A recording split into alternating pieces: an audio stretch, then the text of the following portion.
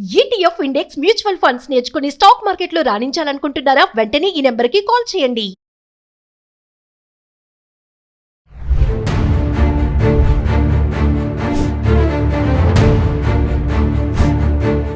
నమస్తే, welcome back to Suman TV. ప్రస్తుతం మనతో పాటు ఉన్నారు పబ్లిక్ స్పీకర్ రజనీ రమ గారు.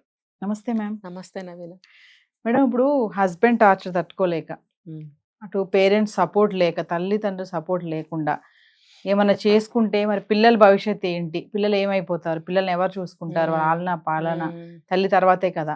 సో వాళ్ళ కోసం చస్తూ బ్రతుకుతూ అలానే ఉన్నటువంటి చాలా మంది ఆడపిల్లలు ఉన్నారు. చూస్తున్నాం, కొంతమంది బయటకు వస్తున్నారు, కొంతమంది రాలేక లోపల ఉన్నటువంటి వాళ్ళు కూడా ఉన్నారు. ఒక్కసారి మరి వాళ్ళ గురించి మాట్లాడుకుంటే ఎలా వాళ్ళు ధైర్యంగా ముందుకు రావాలి అంటే, అవన్నీ తట్టుకొని వాళ్ళకి సపోర్ట్ ఎలా ఉండాలి అంటే ఏం చెప్తారు? అంటే ఇందులో 2 పాయింట్స్. ఒకటి అందులోంచి ఎలా బయటపడాలి, ఇంకోటి ఆ టార్చర్ అనేది ఎటువంటిది. ఇప్పుడు ప్రతి మనిషిలో ప్లస్లు మైనస్లు 2 ఉంటాయి. ఇప్పుడు మీరు చెప్పారు అందులోంచి బయటకు రాలేక, అక్కడ ఉండలేక. ఇంకొకటి ఏంటి, పిల్లలు ఉంటారు, ప్రతిబంధకాలు. తను ఒక్కటే అయితే ఎటైనా వెళ్ళిపోవచ్చు, లేకపోతే ఏమైనా తన దారి తను చూసుకోవచ్చు. పిల్లలు ఇప్పుడు ఈ రోజులను బట్టి పిల్లల్ని కూడా ఎవరు చూడట్లేదు. పిల్లల్ని చంపేస్తున్నారు, వాళ్ళు ఇదైపోతున్నారు. అంటే అంత ఈజీ అయిపోయింది.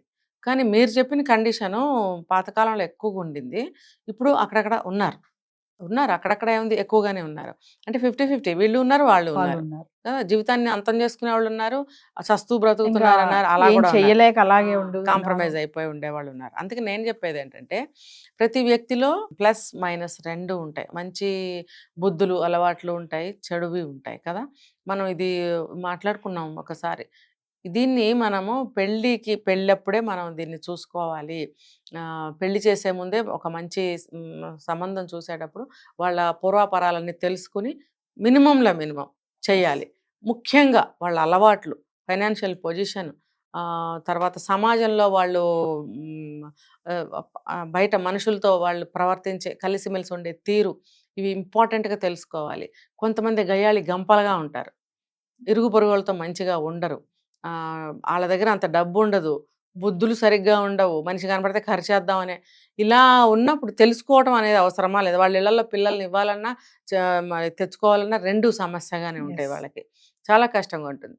అయితే పెళ్లి చేసే ముందే ఇవన్నీ ఒకసారి గట్టిగా వాకప్ చేసుకుని మనం సంబంధం అనేది కుదుర్చుకోవడం అనేది నెంబర్ 1. తర్వాత సరే ఎన్ని మైనస్లు లేవు, ఏవో కొన్ని ఉంటాయి అనుకోండి, అప్పుడు మనం పెళ్ళి జరిగిన తర్వాత కొంచెం మాట్లాడుకోవాలి ఇద్దరు కూడా. ఫస్ట్ భార్యాభర్తలు, ఇది కూడా మనం చేసాం ఒక వీడియో. ఏంటి నీ యొక్క ఇదేంటి, నా యొక్క ఇదేంటి అని ఇద్దరు మాట్లాడుకోవాలి. ఒకళ్ళ అలవాట్లు ఒకళ్ళు తెలుసుకోవాలి, ఒకళ్ళ ఇష్టాలు ఒకళ్ళు తెలుసుకోవాలి, ఇలాంటివి చేసుకోవాలి.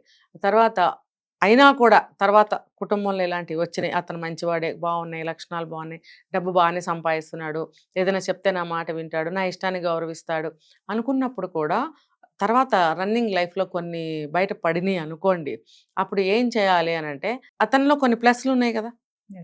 ప్లస్లు ఉన్నప్పుడు ఆ ప్లస్లు చూసుకుని మనకి అనుకూలంగా మార్చుకుని, ఎక్కువగా అలాంటి వాళ్ళని ఇరిటేట్ చేయకుండా కొన్ని సర్దుకుపోవడం అనేది మేజర్ పాయింట్ అండి. ఈ సర్దుకుపోవడం ఉన్న దాంట్లోనే. ఇప్పుడు అతను కొంచెం వ్యసనపరుడయ్యాడు, లేదు ప్రతిదానికి కొంచెం, అప్పుడు లేకపోవచ్చు, కొంచెం వయసు పెరుగుతూ ఉండేటప్పటికి నేను ఇదే చెప్పాను, వయసు ప్రకారంగా మెంటాలిటీ మారుతుంది, అభిప్రాయాలు మారుతాయి, అలవాట్లు మారుతాయి. ఇవన్నీ ఉన్నప్పుడు ఖచ్చితంగా ఇచ్చే ట్రీట్మెంట్లో కానీ బిహేవియర్లో కానీ చేంజెస్ వస్తాయి. అది యాక్సెప్ట్ చేయాల్సిందే ఇద్దరిలో, భార్యలో అయినా భర్తలో అయినా. అలాంటప్పుడు మంచి విషయాలు మనం అనుకూలంగా మార్చుకుని అతన్ని ఎక్కువగా ఇరిటేట్ చేయకుండా, భార్యనైనా సరే ఇరిటేట్ చేయకుండా ప్రశాంతంగా వాతావరణాన్ని ఉంచుకోవడానికి ప్రయత్నించాలి ఇంట్లో. తర్వాత ఫైనాన్షియల్ పొజిషన్ అంతగా బాగోలేదు అన్నప్పుడు ఉన్న దాంట్లోనే సరిపెట్టుకునే మనస్తత్వాన్ని అలవాటు చేసుకోవాలి. ఏ విషయంలో అతను ఇరిటేట్ అవుతున్నాడు లేదా భార్య ఇరిటేట్ అవుతుంది, ఆ విషయాన్ని ఎక్కువగా కదపుకోకూడదు. ఏదైనా ఎప్పుడైనా మూడ్స్ బాగున్నప్పుడు మాత్రమే ఒకటేసారిగా డామ్ అని ఓపెన్ చేసేయకుండా, మూడ్ బాగున్నప్పుడు ఒక చిన్న మొక్క అడగాలి, ఫేవర్గా ఖచ్చితంగా జవాబు వస్తుంది. ఆ ఫేవర్గా వచ్చినప్పుడు వెంటనే చేంజ్ చేసుకోండి. అలాగే ఇంకొక చిన్న విషయాన్ని ఫేవర్ చేసుకోండి. ఒకటేసారి మీరు అన్ని గుమ్మరిచ్చేస్తే అతను భరించలేడు. ఎందుకంటే అతను ఇరిటేట్ అవుతున్నాడు, ఫైనాన్షియల్ పొజిషన్ బాగాలేదు, అది పాసిబుల్ అవ్వదు అక్కడ. కొంచెం వ్యసనాలు ఉన్నాయనుకోండి, ఆ వయసు రీత్యా వ్యసనం ఏదన్నా వచ్చింది, తాగడమో సిగరెట్టో, ఆ ఇదిలో ఉంటారు, ఒకలాంటి పిచ్చి పిచ్చిగా ఉంటుంటారు వాళ్ళు. ఏం చెప్పాలంటే కోపం వస్తూ ఉంటుంది వాళ్ళకి, టైంకి అది పడకపోతే కోపం వచ్చేస్తుంది, అది ఇంట్లో వాళ్ళ మీద చూపిస్తారు. చూపించినప్పుడు అది ఒక టార్చర్ కింద తయారవుతుంది వీళ్ళకి. సో అది గమనించి వీళ్ళు దాన్ని టచ్ చేయకుండా ఉండాలి. తర్వాత పిల్లల మొహం చూసి జీవోత్సవంలాగా పడి ఉంటున్నాను అని అనుకోవాల్సిన అవసరం ఏం లేదండి. ఇప్పుడు ఒక చిన్న కిటికీ ద్వారా మనం ఆకాశాన్ని చూడొచ్చు, ప్రపంచాన్ని చూడొచ్చు కదా.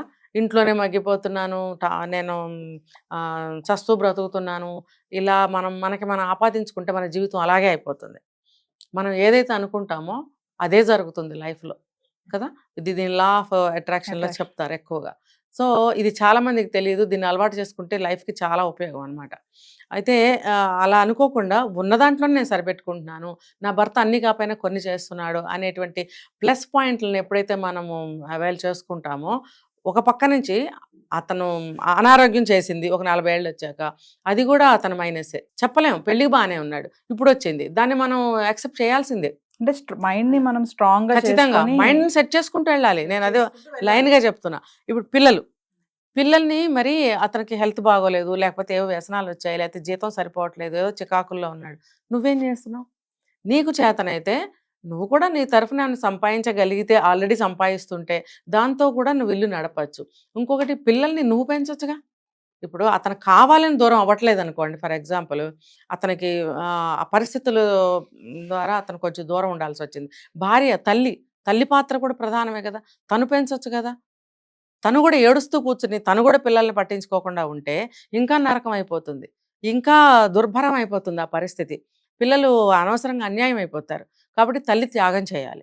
భర్తని కొంచెం ఆ పరిస్థితిని చూసి అతని నుంచి ఏదైనా పొందాలంటే పొందొచ్చు. ఇంకా నీకు మార్చుకోవటం చేతనవుతుంది, నీ మాట అతను వింటాడు అనుకుంటే ఆ ప్రయత్నం చేయొచ్చు. అంతేగాని నేను ఒక్కదాన్ని ఎందుకు చేయాలి, నా వల్ల ఏమవుతుంది, నేను జీవోత్సవంలో ఉన్నాను, చస్తూ బ్రతకాల అనే ప్రశ్నలు ఎప్పుడైతే వేసుకుంటామో అదే జరుగుతుంది. అంటే ఛాలెంజింగ్ గా తీసుకొని అన్నిటిని దాటుకుంటూ రావాలి. బాధ్యత అండి, ఒక బాధ్యత అది. ఇప్పుడు పరిస్థితుల ప్రకారం అతను అలా అయినట్టయితే కనుక, అవ్వకపోయినా సరే అతనిలో కొన్ని ప్లస్లు ఉంటాయి, ఆ ప్లస్లని మీరు అవైల్ చేసుకోండి, మీరు బెనిఫిట్ తీసుకోండి. అందరికీ ఇది సాధ్యమేనా మేడం? మరి ఖచ్చితంగా అండి, ఇది ఎక్స్పెరిమెంటల్, ప్రూవెన్. అది సినిమా కాదు, నేను ప్రతిసారి చెప్తా, ఇది సినిమా కాదు, జీవితంలో మనం చేయాల్సిన ఎన్నో ఉంటాయి, అందులో ఇది కూడా ఒకటి. సినిమాలో అయితే రీల్ తిప్పంగానే మార్పులు చూపిస్తాడు, నిజ జీవితంలో ఇలాంటి పరిస్థితుల్లో మార్పు అంత ఇమీడియట్గా రాదు, కానీ వస్తుంది. కొన్ని విషయాల్లో వెంటనే వస్తుంది, కొన్ని విషయాల్లో లేట్ అవుతుంది, కొన్ని జరగకపోవచ్చు. కానీ ఆ దొరికిన కొన్ని వాటిలతోనే నువ్వు ముందుకెళ్ళాలి, నీవి కూడా కలుపుకొని. నువ్వు జీరోగా ఉండి అన్ని 100 ఎక్కడి నుంచి రావాలంటే హైలీ ఇంపాసిబుల్. నీ వైపు నుంచి ఏదన్నా ఒక ఎఫర్ట్ పెట్టదు, మనీ ప్రకారంగానే కాదు. నువ్వు పిల్లలకి ఏమన్నా నేర్పగలవా, మంచి లక్షణాలు, మంచి అలవాట్లు, వాళ్ళని ఒక మోటివేట్ చేయగలవా, చెయ్యి. ఒక మంచి నేర్పగలవా, నేర్పించు. నువ్వు చదువుకున్న అమ్మాయి అయితే రోజు వాళ్ళకి హోంవర్క్లు చేయించడం, చదివించడం, మంచి విషయాలు నేర్పించు. ఇలా నువ్వే అంతా అన్న ఒక ధైర్యాన్ని పిల్లలకి కల్పించు, నీ మాట వినేలాగా చేసుకో. ఖచ్చితంగా విజయం అనేది పిల్లలకి నీకు ఖచ్చితంగా వస్తుంది. జీవోత్సవాల్లాగా పడి ఏడవాల్సిన అవసరం లేదు, పుట్టిళ్ళకి వెళ్ళిపోక్కర్లేదు, పిల్లల జీవితం నరకం చేయక్కర్లేదు, వాళ్ళని చంపేసి నువ్వు చచ్చిపోక్కర్లేదు. ఇవన్నీ చూస్తే భర్త ఖచ్చితంగా మారుతాడు. కనీసం మనసన్నా అతనికి చెప్తుంది, నువ్వు తప్పు చేస్తున్నావు, నీ వంతు ఏం చేస్తున్నావు అని హెచ్చరిస్తుంది. కొంచెం అన్నా మారుతాడు అతను, అది చాలు కదా కనీసం. కంప్లీట్గా మారాలని ఎప్పుడు ఎవరి నుంచి కోరుకోకండి, ఎందుకంటే ఏ ఇద్దరు ఒకలా ఉండరు, ఏ ఇద్దరు మనస్తత్వాలు ఒకలా ఉండవు. కాబట్టి కంప్లీట్గా మారిపోవాలి సినిమాలో చూపించినట్టు అని అస్సలు ఆశించకండి. మీకు ఎంత వచ్చినా దాన్నే మీరు ఇంతగా ఊహించుకొని మీరు ముందుకెళ్ళండి. Thank you.